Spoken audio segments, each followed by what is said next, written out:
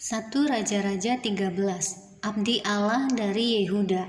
Sedang Yerobeam berdiri di atas mezbah itu sambil membakar korban, maka atas perintah Tuhan datanglah seorang abdi Allah dari Yehuda ke Betel. Lalu atas perintah Tuhan berserulah orang itu terhadap mezbah itu, katanya, hai mezbah, beginilah firman Tuhan, bahwasanya seorang anak akan lahir pada keluarga Daud, Yosia namanya. Ia akan menyembelih di atasmu imam-imam bukit pengorbanan yang membakar korban di atasmu. Juga tulang-tulang manusia akan dibakar di atasmu. Pada waktu itu juga ia memberitahukan suatu tanda ajaib, katanya, inilah tanda ajaib bahwa Tuhan telah berfirman, bahwasanya mezbah itu akan pecah, sehingga tercurah abu yang di atasnya. Demi Raja Yerobeam mendengar perkataan abdi Allah yang diserukannya terhadap mezbah di Betel itu, ia mengulurkan tangannya dari atas mezbah dan berkata, tangkaplah dia. Tetapi tangan yang diulurkannya terhadap orang itu menjadi kejang, sehingga tidak dapat ditariknya kembali. Mezbah itu pun pecahlah sehingga abu yang di atasnya tercurah, sesuai dengan tanda ajaib yang diberitahukan abdi Allah itu atas perintah Tuhan. Lalu berbicaralah raja dan berkata kepada abdi Allah itu, mohonkanlah belas kasihan Tuhan Allahmu dan berdoalah untukku, supaya tanganku dapat kembali. Dan abdi Allah itu memohonkan belas kasihan Tuhan, maka tangan raja itu dapat kembali dan menjadi seperti semula.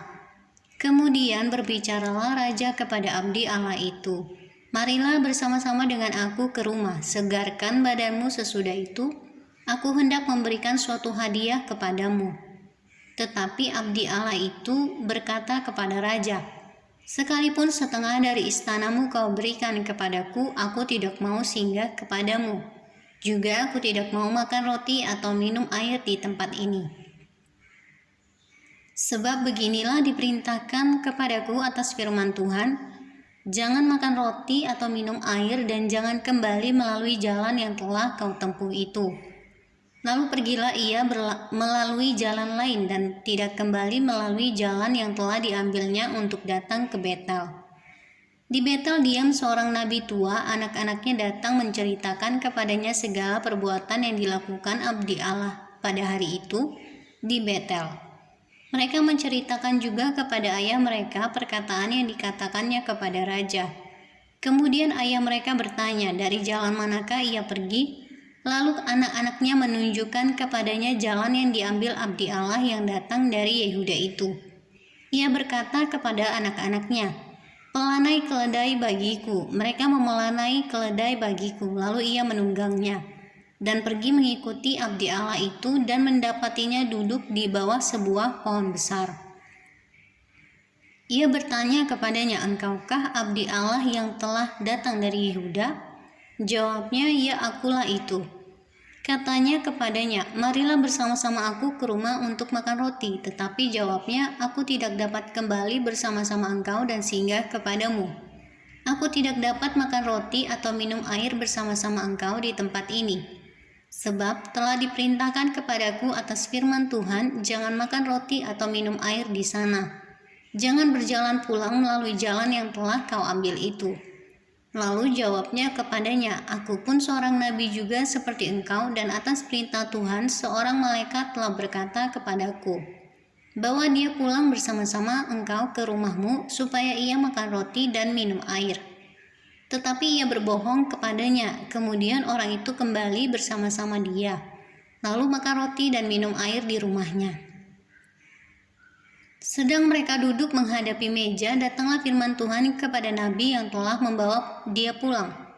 Ia berseru kepada abdi Allah yang telah datang dari Yehuda, beginilah firman Tuhan, karena engkau telah memberontak terhadap titah Tuhan dan tidak berpegang pada segala perintah yang diperintahkan kepadamu oleh Tuhan Allahmu. Tetapi kembali dan makan roti dan minum air di tempat ini, walaupun ia telah berfirman kepadamu, jangan makan roti atau minum air, maka mayatmu tidak akan masuk ke dalam kubur nenek moyangmu.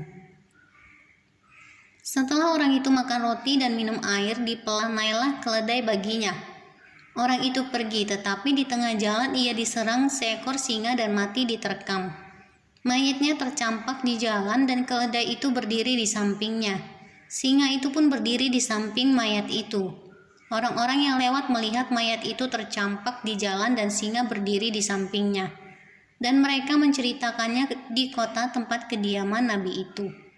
Ketika hal itu kedengaran kepada nabi yang telah membujuk dia, berbalik kembali, ia berkata, "Dialah abdi Allah yang telah memberontak terhadap titah Tuhan."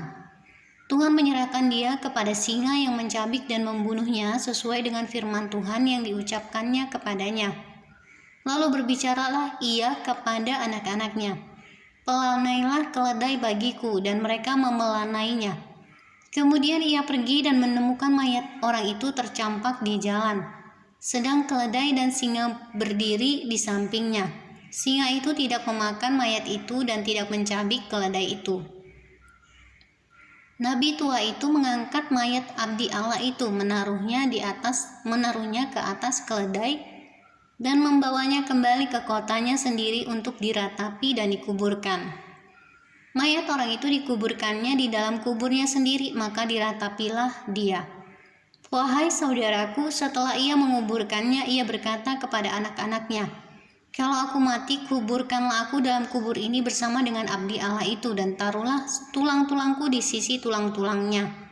Sebab perkataan yang atas perintah Tuhan telah diserukannya terhadap mezbah yang di Betel itu, dan terhadap segala kuil di bukit-bukit pengorbanan yang di kota-kota Samaria, akan betul-betul terjadi." Sesudah peristiwa ini pun Yerobeam tidak berbalik dari kelakuannya yang jahat itu, tetapi mengangkat pula imam-imam dari kalangan rakyat untuk bukit-bukit pengorbanan. Siapa yang mau saja ditahbiskannya menjadi imam untuk bukit-bukit pengorbanan, dan tindakan itu menjadi dosa bagi keluarga Yerobeam, sehingga mereka dilenyapkan dan dipunahkan dari muka bumi.